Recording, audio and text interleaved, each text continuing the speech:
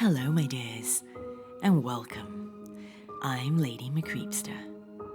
As promised, we're going straight back to check in on what Satan has planned for Darren and Sarah. So come, lean in closer, and we'll begin.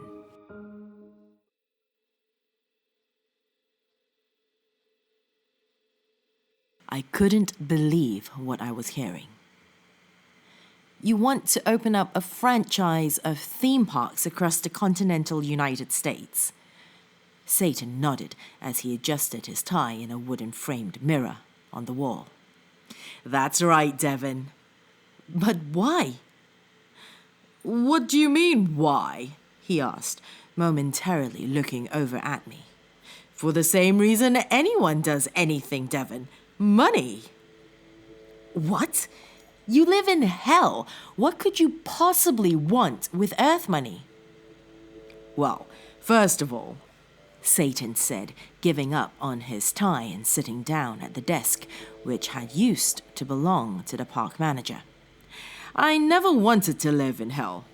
Satan took a little round mirror out from his pocket and began picking at his teeth, and I took a moment to scan the walls behind him. Mascot heads were mounted behind it like hunting trophies. I hoped the costumed heads were empty. Second of all, he said, flicking a large piece of lettuce across the room, do you have any idea how expensive a human soul is? I didn't know you could actually sell your soul. I thought it was a myth. Well, I can't, but any creature that has a soul can. You mean you don't have a soul? Of course not, Satan said, grinning at himself in the mirror. Because you're a demon? Because I'm a CEO. Oh. Look, Derek, I've got big plans for us. Us? You, me, Sarah. I've always pictured my total dominion over hell and earth as a family business. Unfortunately, most of my daughters take after their mothers, who all happen to be crazy. Satan, do you maybe think you're the one who... And in case you haven't figured it out yet, Sarah is my direct descendant on Earth. A thought flashed through my head with a twinge of pain. Something about a ritual. I tried to seize on it, but it was useless. The thought had gone. That's absolutely ridiculous, I said. Is it? Satan asked. The ritual of Amud Magar is the ultimate test, Derek. Nobody but my direct descendant could have widened the portal between hell and earth enough to allow me passage. How is that possible? Well, the 70s were a crazy time, Darren. Sexually, I mean. Who's to say there aren't thousands of little half-demons running around on Earth? I mean, we've all seen Honey Boo Boo. What does Honey Boo Boo have to do with anything? Exactly. And yet whenever I turn on the TV, there she is. Satan? Yes, Jerry? Can we please get back to something relevant? Oh, I thought Honey Boo Boo was culturally relevant. Well, no, it's not 2014. And besides, I meant relevant to you taking over the Earth. Oh, yeah, I'm going to take over the Earth. To make money. Exactly. To buy souls. Bingo. If you're taking over the Earth, can't you just take people's souls? Satan shook his head and sighed. A soul has to be willingly given, Devon. Don't you watch horror movies? Actually, I don't like horror stories, and I don't get it. What are you going to do with all those souls? We sell them. What? I don't really have time to explain the basics of the free market to you, Jerry. Buy low, sell high, that's the gist of it. At this point, I realized that I was getting nothing out of this conversation but a headache. I brought up my head to my face and rubbed, letting out a long sigh. Mr. Rogers? Miss Hatchetface's voice came from behind me. Do you mind if I cut in? Please do, I replied.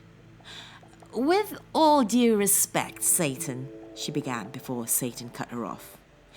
Mr. Satan. With all due respect, Mr. Satan, have you really thought this through? Who on earth is going to buy human souls? Well, I expect the humans will buy them back at inflated prices. It's not too fun having your soul owned by the devil, after all. So, you want to make money so you can buy souls, and you want to sell the souls so you can make more money. Isn't that a little circular? Satan sighed. Look, he said. You're overthinking it. It doesn't matter if the plan makes sense. It matters if it makes money. Where on earth did you get your business degree? Online college. Miss Hatchetface smacked a palm on her forehead. Look, Satan... Sorry, Satan said. I'd better take this call. Satan picked up the receiver and held it to his ear. As he listened to the person on the other end, the grin slowly melted from his face, replaced by a frown and a furrowed brow. And you're absolutely certain, he said after a few minutes of silent listening. He paused to listen to the response. That's impossible. Already? He paused again. But where on Earth now? Surely they wouldn't... What, Earth too? Satan's frown deepened. What am I supposed to do about it? There are some things that even I can't... Yes, I understand. I'll be right there. Satan looked as if he'd aged 10 years in the course of the 10-minute phone call. His normal carefree grin had been replaced with lines of deep worry. He let out a deep sigh and rubbed his forehead. He put on a forced smile and looked up at us. Well, he said, clapping his hands together, I've got good and bad news. Oh no, Miss Hatchetface said. The bad news is that an urgent matter in hell has been called to my attention and I need to go see to it immediately. And the good news? Miss Hatchetface asked. The good news is that I'm turning my Earth operations over to my direct human descendant. Wait a second, I said. You can't possibly mean... That's right, Satan beamed. Sarah is now acting CEO of Disneyland Hell. Disney Hell? Well, picking a name can be her first act as CEO.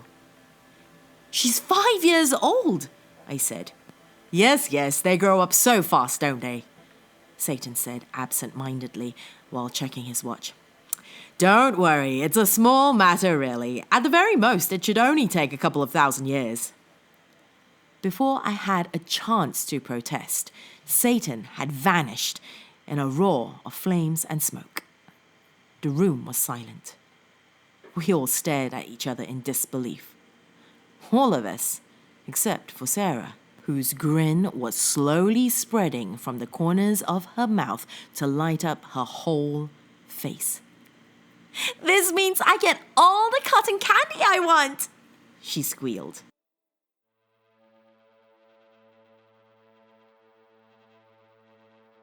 We all sat in fold-out chairs behind the podium while the captive demonic and human populations of Disney Hell milled around below us. Sarah was standing on a stool so that she could reach the microphone on top of the podium, fumbling with a piece of paper. It was the speech Ms. Hatchetface and I had helped her write, with unwanted additions from Frank and Teddy. Frank and Teddy had taken off the head of his teddy bear suit the moment we arrived in Satan's office. He now sat off to the side, absent-mindedly licking a red snow cone while it melted and dribbled down the front of his costume. Friends, Sarah began nervously. Demons, I have gathered you here today to announce a change in Disney Hell management. Satan has gone away on urgent business, and in the meantime, I will be your acting CEO. I cringed at this last part. Sarah pronounced the word as CEO. You may be wondering what that means for the future of the park. For one, all cotton candy is now free. Araka's chair went up from the demons in the park. Secondly, all flies of butter are not to be harmed on pain of death and eternal damnation. The demons nodded, and a few confused mutters went up from the humans in the crowd. Thirdly, Sarah said, folding the paper up into a neat little square and placing it in her pocket, have fun! The demons broke into applause once again. I wondered if they might not be used to a less relaxed work environment in hell. There was an awkward silence for a moment as the humans and demons below wondered what they were supposed to be doing. Finally, the giant snake that had asked Sarah for the directions to the bathrooms spoke up. Let's get this party started, he said, slithering up to a little boy and his terrified parents. Climb on. The little boy did as he was asked, awkwardly stumbling onto the snake's head. The snake lifted the boy up 50, then 100 feet, and tipped his head backwards. The boy slid down the snake's enormous back as if it was a slide, gliding over the bumps and kinks in the snake's body. Finally, he rocketed up the upturned tail and launched into the air. The snake positioned his head underneath the boy. Was he going to eat him? My worries were quickly allayed. The boy hit the snake's head with a soft thud, and the snake lowered him down like a crane next to his parents. The boy shivered, pale as a ghost. He opened his mouth to speak. That was awesome! It seemed like an invisible dam had been broken, and the children flooded around the demons and the new rides. Sarah turned and looked at us happily, if a bit smugly. I don't get it, I said. They're not afraid? Me neither, said Miss Hatchetface. Perhaps I can explain, Frank and Teddy said. We looked over at him to see that the snow cone had melted all over the front of his suit. I wondered if he had gotten any in his mouth. For beneath my fearsome demonic exterior beats the innocent heart of a child. I fought the urge to ask him if he meant that literally. The heart of a child is still capable of being shaped by the world around it. Children do not hate or fear those who are different than them without good reason. They are accepting and embrace the joy and wonder that the world has to offer without suspicion. In this way, children are wiser than even the most learned scholars among us. A fly landed on my nose, then flew away unperturbed as I stared at Frank and Teddy in silence. Finally, Ms. Hatchetface spoke up. That's a beautiful statement, Frank and Teddy. She turned to me.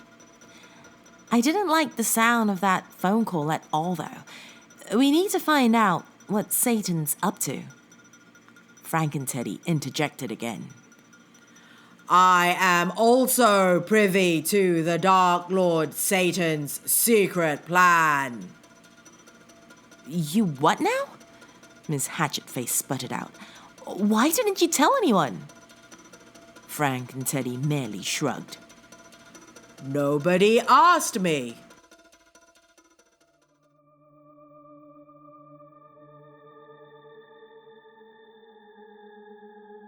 I do wonder what Satan's secret plan is.